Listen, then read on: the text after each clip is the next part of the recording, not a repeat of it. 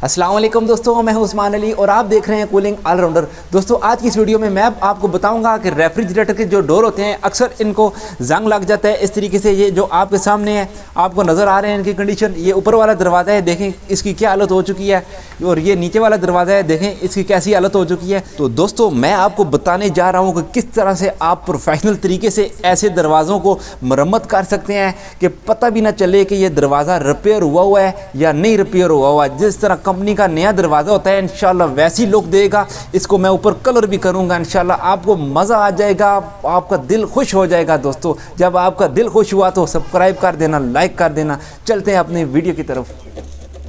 दोस्तों सबसे पहले आपने लोहा काटने वाली कैंची की मदद से ये जंग वाले हिस्से को बेहतरीन अच्छे तरीके से साफ़ कर देना है। ये दोस्तों आपके सामने मैंने इसकी छिलाइयाँ कंप्लीट कर दी हैं। अभी हम इसके जो ऊपर पीस लगाना है उसकी हम कटिंग करेंगे। उसकी हम कटिंग 21 इंच लंबाई में करेंगे और 4 इंची चौड़ा पीस काटेंगे।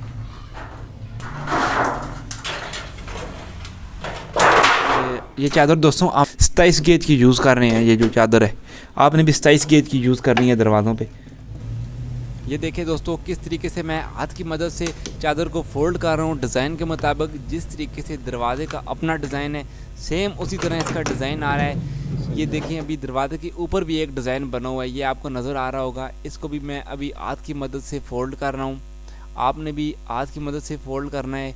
ये चादर 27 गेज की है, इस वजह से ये आसानी से फ़ोल्ड हो रही है। अगर मोटी चादर मैं इस्तेमाल करता तो वो बहुत ही मुश्किल तरीके से फ़ोल्ड होती। अभी ये हमारा जो डिज़ाइन था वो कंप्लीट हो गया है। अभी थोड़ी सी हल्की सी पीछे से हम इसको सट मार के इस जरी के अंदर बिठा रहे हैं। ये अभी तकरीबन इसके अंदर बैठ गई है जरी के अंदर।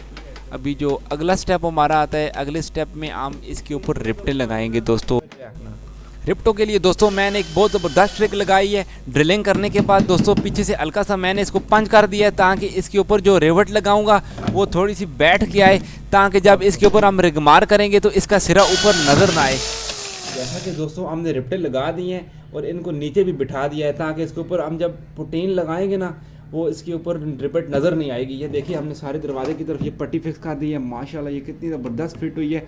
अभी अगला काम देखिए, आपको मज़ा आने वाला है इंशाल्लाह।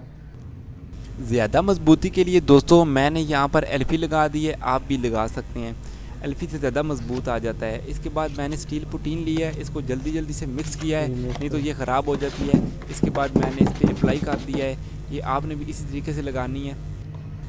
इसके बाद दोस्तों आपने 100 नंबर वाले रेगमार वाली प्लेन डिक्स लगानी है।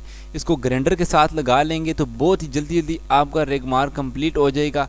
नहीं तो आज से अगर आप करेंगे तो आपका आधा दिन लग जाएगा इसमें लगभग।